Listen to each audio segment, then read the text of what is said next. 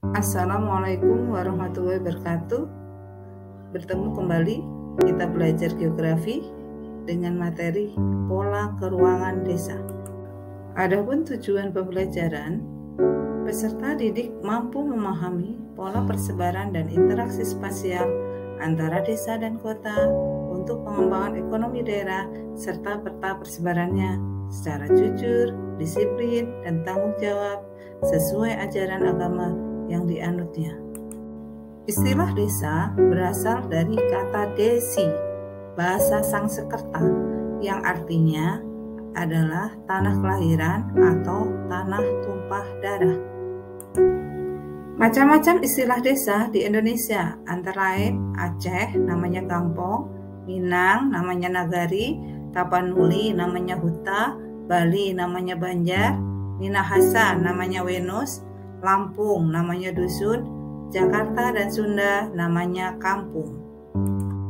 Ada beberapa pengertian desa menurut para ahli, diantaranya Profesor Dr. Bintarto mengatakan bahwa desa adalah perwujudan geografi yang ditimbulkan oleh unsur-unsur fisiografis, sosial, ekonomi, politik, dan kultural yang terdapat di tempat tersebut dalam hubungan dan pengaruh timbal balik dengan daerah-daerah lain.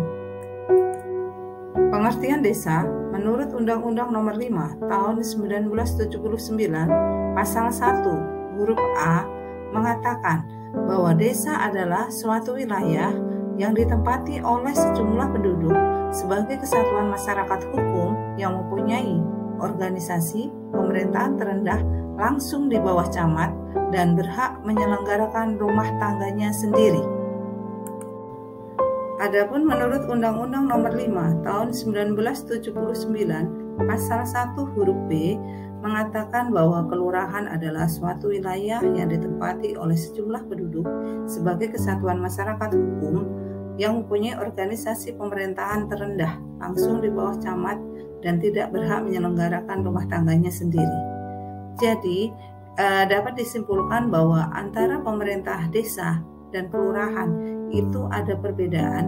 Perbedaannya yaitu kalau desa berhak menyelenggarakan rumah tangganya sendiri, sedangkan kelurahan tidak berhak menyelenggarakan rumah tangganya sendiri.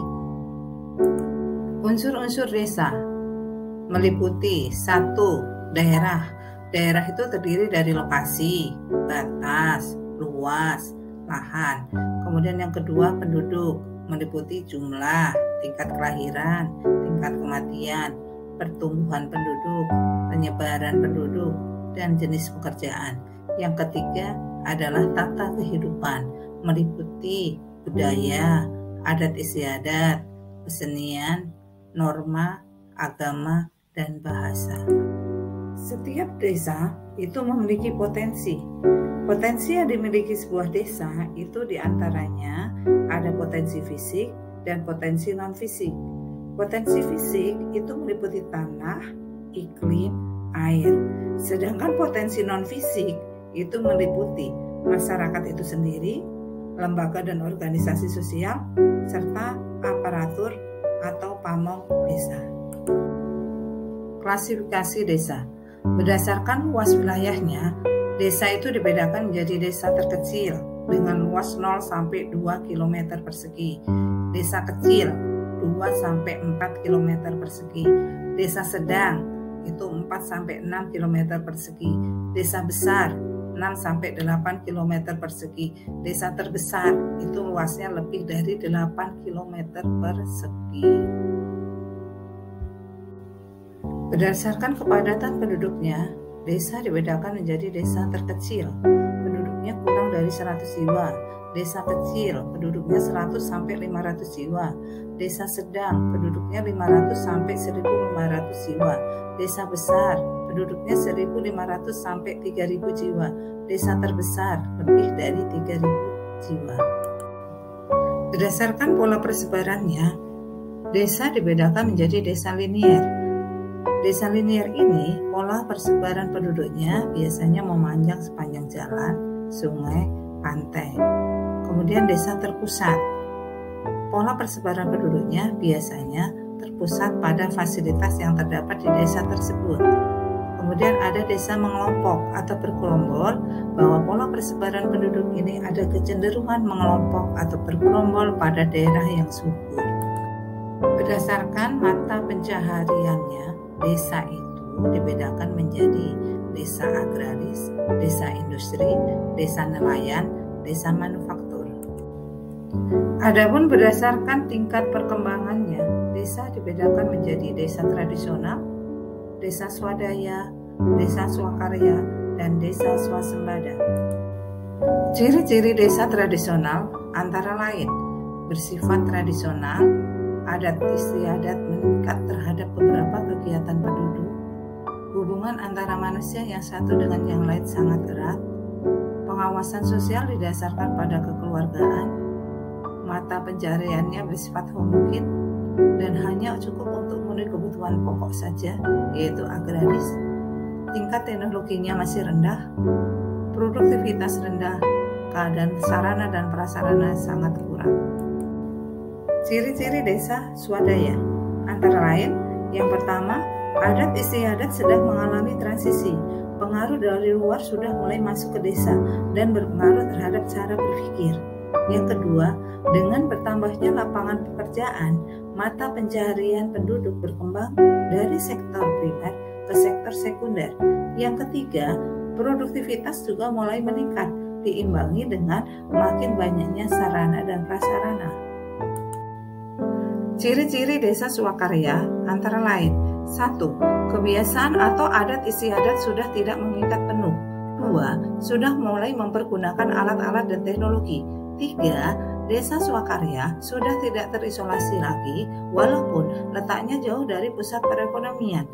4. Telah memiliki tingkat perekonomian, pendidikan, jalur lalu lintas, dan prasarana lain. Ciri-ciri desa swasembada antara lain, desanya lebih maju dibandingkan dengan desa yang lain.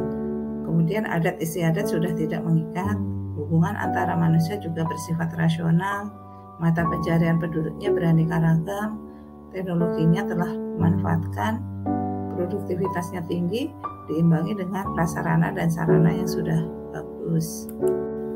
Desa memiliki beberapa fungsi, di antaranya fungsi desa: 1. Dalam hubungannya dengan kota, desa sebagai hinterland yang berfungsi sebagai daerah pemberi bahan makanan pokok. Kedua, ditinjau dari sudut potensi ekonomi, berfungsi sebagai lumbung bahan mentah.